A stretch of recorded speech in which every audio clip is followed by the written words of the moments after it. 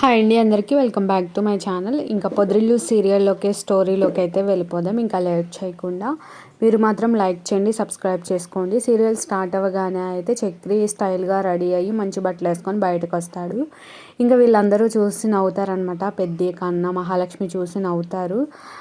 ఏంటి బాగోలేదా, నేను చండాలంగా ఉన్నానా అని చెప్పి అనుకుంటూ ఉంటాడు. చక్రి అయితే లేదు మీరు బాగున్నారు అని చెప్పి మహాలక్ష్మి చెప్పి లోపలికి వెళ్ళిపోతుంది.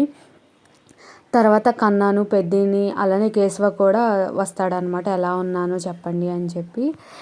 చాలా బాగున్నారు, నువ్వేంటి పిల్లల్ని ఎత్తుకుపోయేవాళ్ళ ఉన్నావు అని చెప్పి సరదాగా అంటాడు కేశవ.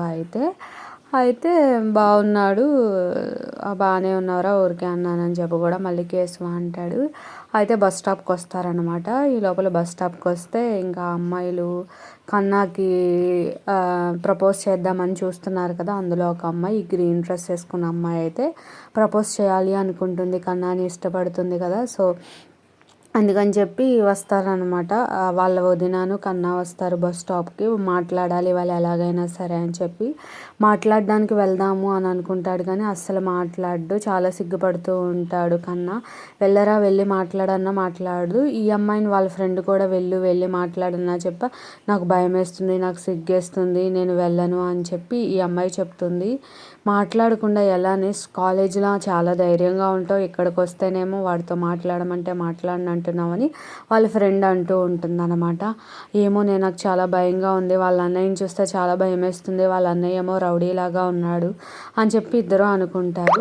ఈ లోపల మహాలక్ష్మిని ఉడికించడం కోసం వాళ్ళిద్దరిలో ఎవరో ఒకరిని మా కన్నా లవ్ చేసిన తర్వాత నేను ఎవరో ఒకరిని లవ్ చేసుకుంటాను, మాట్లాడతాను అని చెప్పి అంటాడు. సరే అయితే వెళ్ళి మాట్లాడండి అనగానే చక్రి వెళ్తూ ఉండగానే వెళ్ళిపోతారనమాట ఆటో ఎక్కి భయపడి. అంటే చక్రిని రౌడీలా ఉన్నాడని చెప్పి భయపడుతూ ఉంటారు. ఈ లోపల అయితే ఆ టాపిక్ అయిపోద్ది. శైలు అయితే రోడ్డు మీద నడుచుకుంటూ వెళ్తుంది.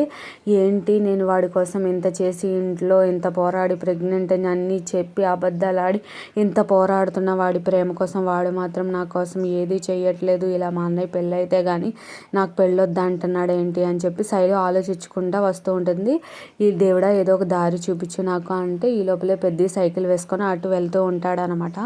ఇంకా పరిగెత్తుకుంటా అన్న, బావ, పెద్ది అని చెప్పి ఒక్కొక్క పిలుపులతో పిలిచిద్ది. అప్పుడైనా ఇంకా పెళ్ళి కాకుండా బావ అంటాం కరెక్ట్ కాదు అని చెప్పేసి ఏమండి ఇట్లా మా పెళ్ళికి మీరే అడ్డంగా ఉన్నారు, మీరు పెళ్ళి చేసుకుంటేనే కేశవ నా మెడలో తాడి కడతా అంటున్నాడు, లేకపోతే చేసుకొని అంటున్నాడంటే అదేంటమ్మా మొన్న వచ్చావు కదా ఈ కారణంతో నేను తిప్పి పంపించేశాడా నాకు తెలియదు, నిజంగా మీ పెళ్ళి నేను జరిపిస్తాను, వాడితో నేను మాట్లాడతాను అని చెప్పి పెద్ద అంటాడు.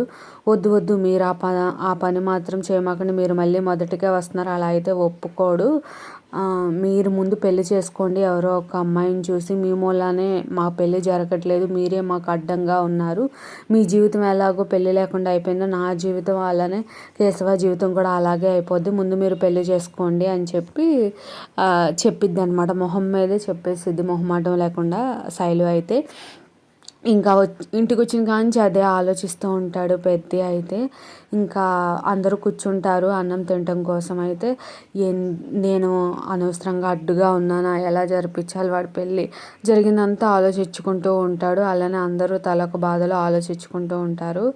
అయితే రేపటి ఎపిసోడ్ అయితే చాలా ఇంట్రెస్ట్గా ఉంటుంది. రేపటి ఎపిసోడ్లో ఏం జరుగుతుంది అని అంటే పెళ్ళిళ్ళ పేరైతే ఎవరైతే ఉన్నారో వాళ్ళనైతే పెద్ద పనిచేసే దగ్గరికి అయితే రప్పిస్తాడు. పనిచేసే దగ్గరికి రప్పించి సంబంధాలు చూడండి ఏంటన్నా అంటే ఎవరికి అంటే నాకే అనగానే ఆ పెళ్ళిళ్ళ పేరే షాక్ అవుతాడు.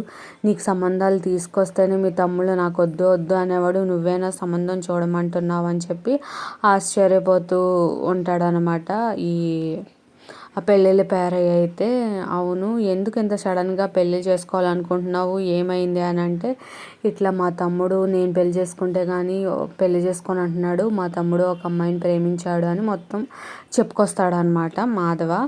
అయితే సరే అని చెప్పి ఈ లోపల పెళ్ళిళ్ళ పేరయ్యకి ఫోన్ వచ్చింది. ఫోన్ వస్తే అటు నుంచి అయితే రెండో సంబంధం వాళ్ళంటే ఎవరన్నా పెళ్ళి కొడుకుని ఉంటే చూడమన్నారు, డైవర్స్ అయిపోయింది అని మాట్లాడుతూ ఉంటాడు పెళ్ళిళ్ళ పేరయ్య. ఆ మాటలన్నీ విని అంటాడు, కేశవ నాకు ఆ సంబంధం చూడండి, నేను ఆ సంబంధాన్ని చేసుకుంటాను అని అంటాడు. నువ్వు రెండో సంబంధం చేసుకోవాల్సిన అవసరం ఏంటి, మీ నాన్నకు తెలిస్తే ఊరుకుంటాడా, నన్ను ఊరుకోడు బాబోయ్ అంటే, అదంతా నేను చూసుకుంటా మీరు సంబంధం చూడండి అంటే. నెక్స్ట్ ఎపిసోడ్ ఎవరు మిస్ అవ్వద్దు, లైక్ చేయండి, బాయ్.